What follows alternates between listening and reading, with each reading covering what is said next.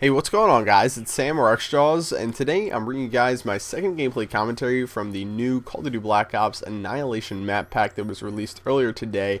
And this right here is a little gameplay of some domination on one of the new maps, Hazard. So if you can't already tell, this is like a golf course map, and something really interesting about it is that it's actually a remake of a World at War map that was really popular called Cliffside. And a little bit of a funny story about that is this morning when I got on, because of the fact that I really didn't know too much about the map pack. I knew it came out today. I knew, when to be on to get it on it early, but I really didn't know much about it. So when I played this map pack, or this map in the map pack, a couple times, I started realizing that it seemed really familiar. Now, I never played World at War, as I'm sure a lot of my subscribers know, but I did watch a lot of commentaries from people like C-Nanners who, did play World at War a lot, and this map was one of the ones that I recognized immediately after, or not immediately after playing, but a little bit after playing, and started thinking to myself, wow, did they just reskin a map? And then, later I found out that, yeah, they did.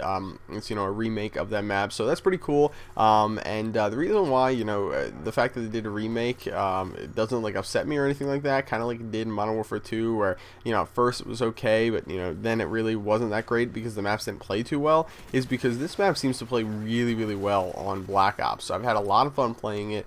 This game I started with the G11, and I found that the G11 works really, really well on this map because of how open it is.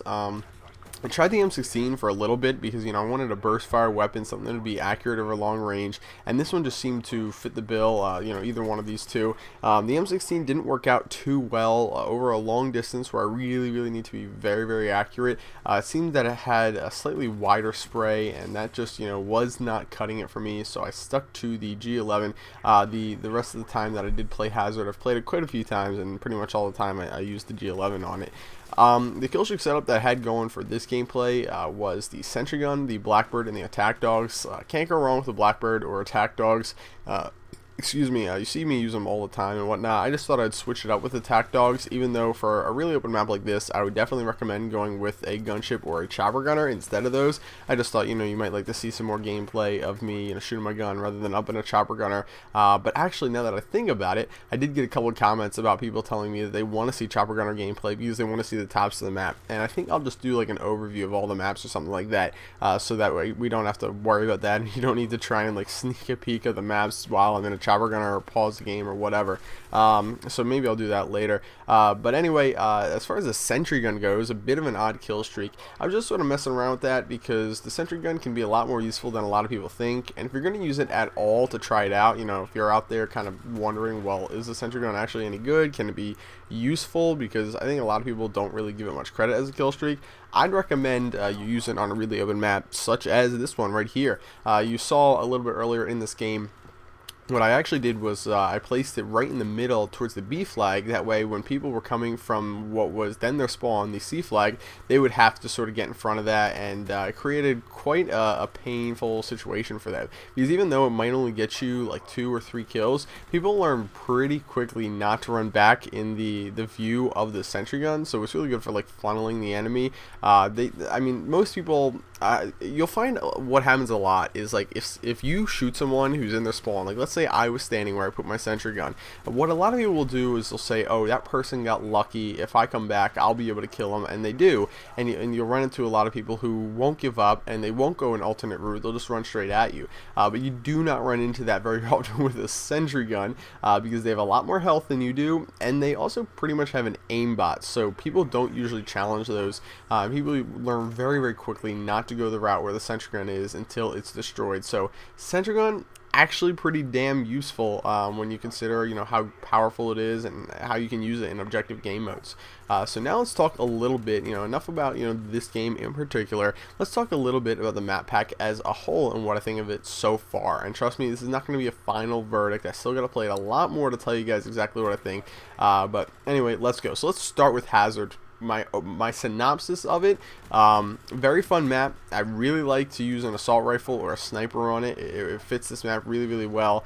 This map seems to be broken up really well for search and destroy, domination, team deathmatch, even not too much. I don't really like it that much for team deathmatch, but it was alright. But I definitely did not have a lot of fun playing a demolition on this map, just because of how big this building is that's to my left right now, and kind of breaks up the map in a weird way that the other side of the map isn't broken up in. So I didn't really get too much for Demolition, but overall a fun map to play, and I definitely would say I'm glad that this is in the map pack. I'm not gonna, that would be the way I would describe it. Next map, let's talk a little bit about Silo, a map I don't like too much. So I've been playing a lot of team deathmatch on Silo, and I can honestly say it gets really old really fast. There is a lot of places for people to hide up top in buildings and whatnot, and whenever you give, Call of Duty players the option to do that, you're gonna find a couple assholes in the group who are gonna want to do that, who are gonna go up into the highest of the high buildings and just kind of sit there with snipers or assault rifles, whatever, and pick people off. And I understand it's a game strategy, whatever, just sit in one spot for the whole game, but it gets really annoying, and that's why Silo might be my least favorite map. I'm really not enjoying that too much. Then you have Drive-In, which is similar to, it's a smaller map. I'll definitely show it in like an overview of all the maps video. It's a smaller map. It can be fun. I liked it for Search and Destroy. I think it was Search and Destroy on that map. And Search and Destroy and Demolition. It worked out really well. It sort of reminded me of like High Rise. It's sort of about that size. The map's broken up and it's linear like that. And I really like that element to it. But it didn't feel boxy and it didn't feel forced or anything like High Rise often did. So that's a good map. What other maps do we have to talk about? We've got the Hazard map. We have Drive-In. I'm trying to remember the other maps. Give me 1 second here, guys. Alright, sorry about that, guys. So the other two maps are Hangar 18, the fourth and final multiplayer map in this map pack, and then you have Shangri-La, which is the Zombies map. I have not gotten a chance to play Zombies yet, and I'm actually planning on going in there right after this game, right after this commentary, and seeing how that is, maybe doing a live commentary for that. But the final multiplayer map, Hangar 18, I'll talk a little bit about that.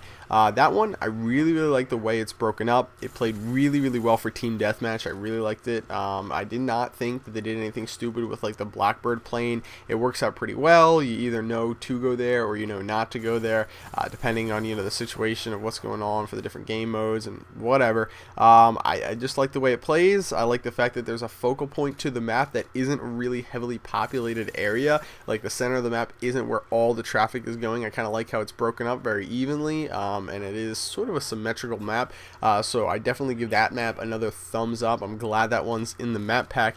And yeah, guys, that's pretty much it on my thoughts for the map pack so far. Let me know in the comment section below what you guys think of the map pack so far, for those of you who have it. And guys, I can't answer everyone's questions. I've been getting a ton of questions on the first video that I uploaded today about the map pack, about all the different idiosyncrasies of it, and the way the certain maps play. If you've got your own opinion, seriously share it. Like at this point, a lot of people are trying to figure out whether or not they want to drop 15 bucks on a map pack that may or may not be so great. I'm still trying to figure out exactly what I think about it, but please express your opinions so other people who are trying to make up their minds can figure out whether or not they actually want to get this. So this game is winding down right here. I don't remember my final score. I did pretty well at the end here. We just were going a little crazy looking for people on the enemy team. Looks like my final score was 48 kills and 4 deaths, so a pretty good game on another one of the maps from the new map pack.